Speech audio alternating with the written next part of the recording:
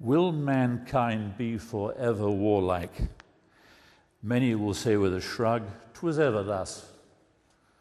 Let's go on, put up with it. Others with more conscience will say, "I feel powerless," and that angers me.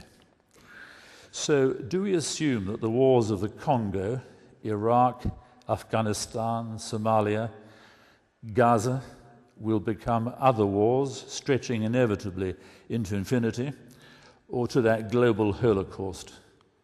Modern bombing and missile war in living areas kills about 100 civilians to every combatant. Chris was alluding to that. Killing, shredding, and burning is achieved with ease. So is torturing and raping. That goes with war. That's why it's called the supreme war crime, aggressive war, in the Nuremberg Principles, because all other crimes lead from it. Is this to be our world, a world of war, when so much needs our ingenuity, application, and love? Or do we cleave to the other paradigm, to the life-enhancing instead of the life-denying? I believe, and it might be especially true for poorer people, that the dominant image is of the mother with her baby on the breast. This symbolizes peace, warmth, security, and unconditional love. So we have two images in conflict, two paradigms: the warrior, and all that goes with that, and the mother and her child. So now some slides, if Chris, oh, I've got it, haven't I? That thing.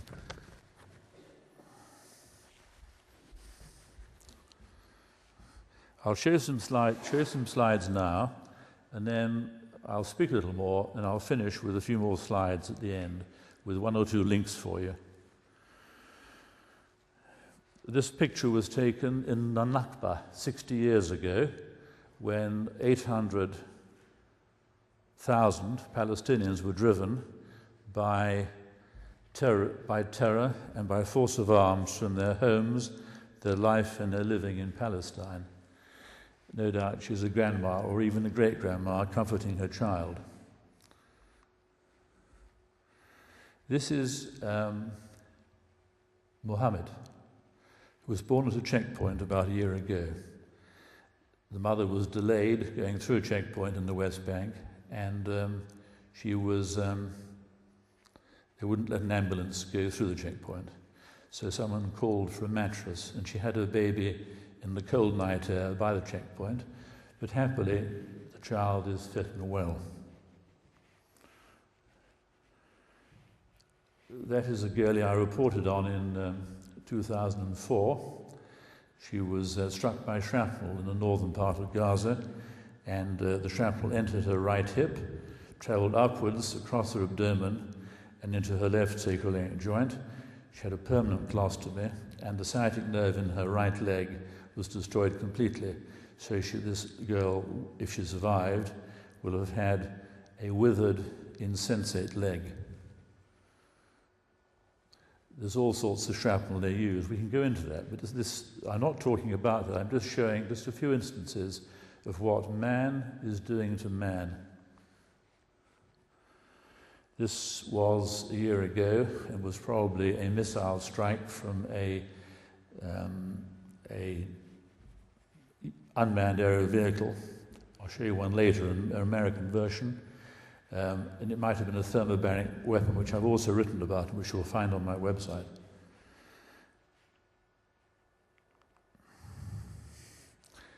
I couldn't find any pictures of mothers and babies without, they're all copyrighted, interestingly. We have three lovely granddaughters. This is Isabel, who was then 10, with the new baby, little Delilah. This is what drives me and what I love. The idea of any one child being harmed, I find totally abhorrent. Oh, this is a Predator drone.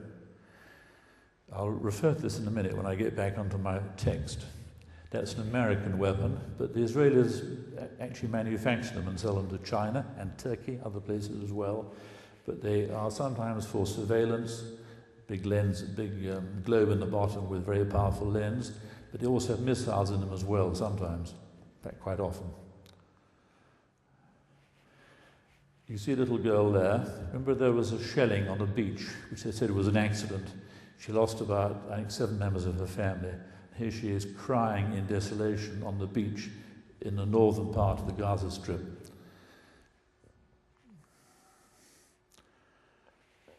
That, I think, is in Gaza. That is in the West Bank at a checkpoint.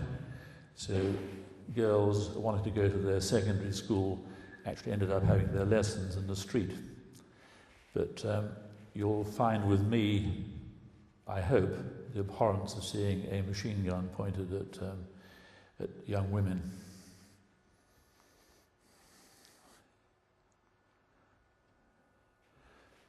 This is the mentality I was talking about. These are 2 dispatchers on the SS Eisenhower at the start of the Iraq War. You see the Joker has got a death mask on. Do you see that? Nice, isn't it? That's the sort of people that draw on the bombs, you know, to whatever it is. They had some very nasty messages during the invasion of Afghanistan. These are some of the little girls that I remember singing to me about 3 years ago in Gaza, and the thought might be that one of those girls is now no longer. She might be under a 4-story building or burned with phosphorus. This is a boy I wrote about called Saad, S-A-A-D. It means happiness in Arabic. And he was in the street. A missile was released, probably again a thermobaric missile, from a drone, so-called. 2 men who were just by him were killed immediately. Another 2 men were taken to hospital and they died as they went into El Shifa Hospital.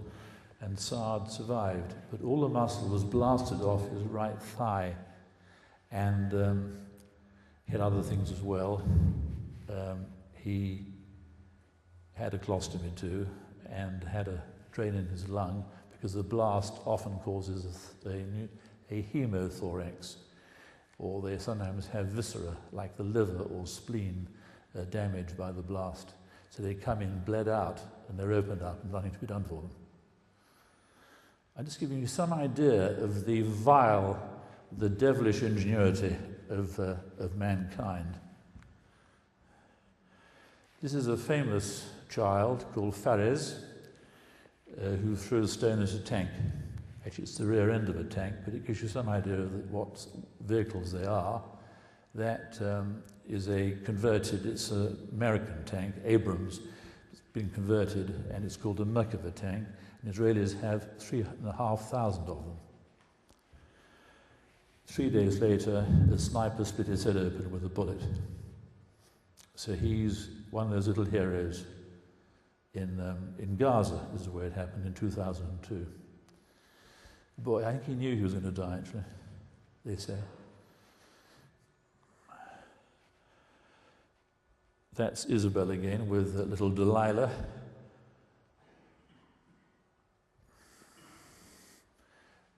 Two little girls from the recent, the attacks have been cyclical. I've been there most often when they've been happening, actually. But this was a tremendous convulsion of explosive force and the rest of it. As you know, with something like 1,400 people being killed. These are two little sisters who were obviously in the morgue, judging by the vehicle. This looks like an old master, doesn't it? This was a year ago in Gaza with another convulsion, a smaller one. This just reminds me of the beauty of our world. This is a view from our woodlands in Coombe, which we've kept, where we planted many trees. And in fact, I can see Hay Tor from there, where we live now. But this is the world we should be we should be enjoying, loving, celebrating. We shouldn't have to be talking about tax strikes or whatever.